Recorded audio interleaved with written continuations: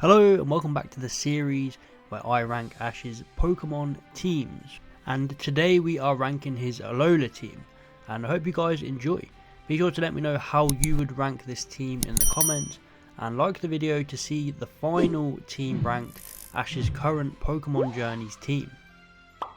Coming in 6th place is Melmetal. Unfortunately this mythical powerhouse comes in dead last, but remember this team is stacked full of great Pokemon, and it's also based on how much screen time and development each Pokemon got, so I think it's only fair. Meltan was caught pretty late on into the series in episode 111 of Sun and Moon, so it didn't get much screen time. However, when it did, it definitely made a big impact.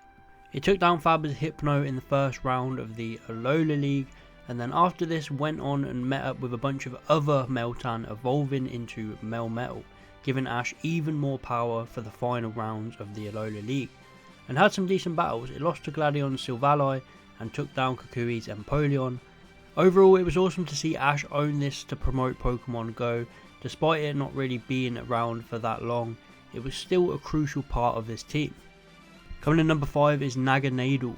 Another Pokemon that wasn't really around that much, but I felt this one just edged out Melmetal slightly as it was introduced earlier on in the series and given a bit more development. It was a carefree, lovable Poipole, which was a shock capture for Ash at the time. It didn't really do much in battle as a Poipole, but it was just a part of Ash's family. It had some great moments shared with everyone and some great episodes. And after an emotional goodbye, we didn't know if we would see it again. It went back to its home world, but then of course Ash needed a 6th Pokemon to battle Kukui, and Poipole returned, but as a Naganadel. This episode and return were a bit lackluster, but still it was nice to see it come back and rejoin Ash for his final battle, where unlike Goodra, Naganadel actually managed to put in some work by taking down Lucario and even getting a few hits on Tapu Koko. 4th place is Rowlet. Rowlet is a Pokemon that grew on me incredibly during the later stages of Sun and Moon.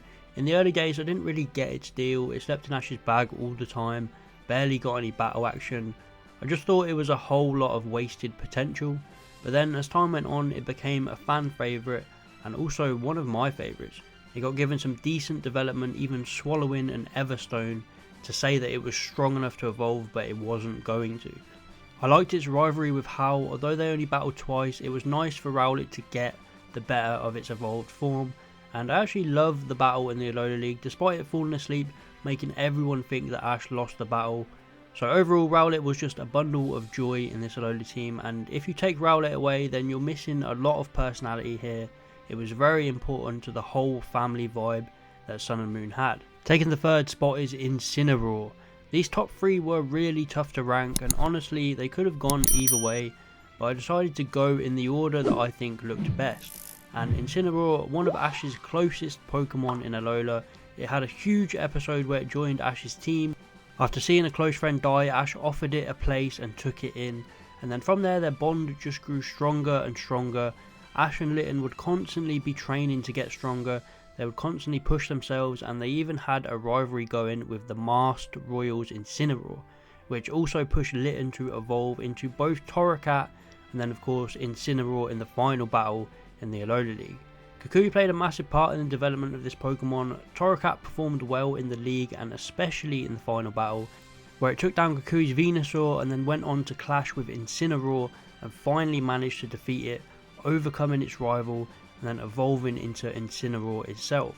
Unfortunately we didn't get to see Ash's Incineroar in a battle, but I was never too bothered by this. I saw its journey as complete.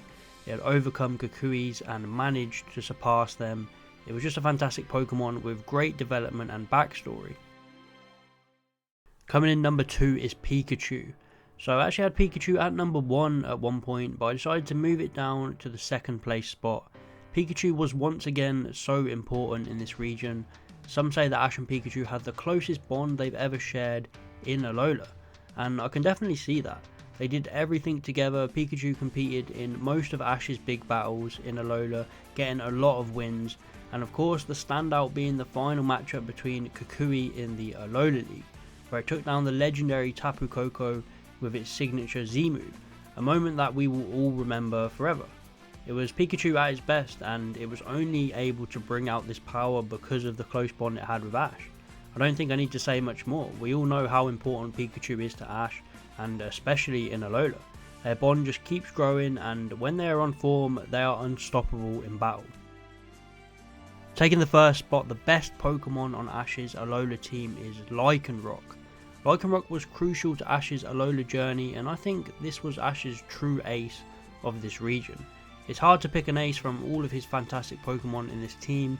It would be between Incineroar and Lycanroc, but I always felt Lycanroc's development edges Incineroar's. Starting off as a reckless, determined Rockruff, Ash saw how hard Rockruff was training, coming home every day injured. Ash instantly respected and wanted to form a bond with Rockruff, and he caught it, helped it grow even stronger. It performed really well in pretty much every battle it was in. I loved its double grand trial with Olivia, where it defeated its evolved form Lycanroc. And then in the following episode it had an epic evolution moment with all three of the Lycanroc forms gathering at dusk, and the unveiling of the brand new Dusk Lycanroc form. Exclusive to Ash, this was just so awesome, and it just continued to get epic moments throughout the series. It had to take down 3 of Nanu's Pokemon all by itself, which was some achievement, and of course it had its own rivalry with Gladion's Lycanroc, which it eventually overcame in the Alola League final showdown to win Ash the Alola League.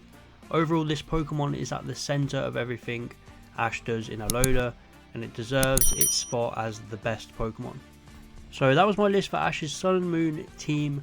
Please let me know your thoughts. Where would you rank these Pokemon? Please like and subscribe if you enjoyed, and if you want to see Ash's Pokemon Journeys team ranked. And I'll see you next time.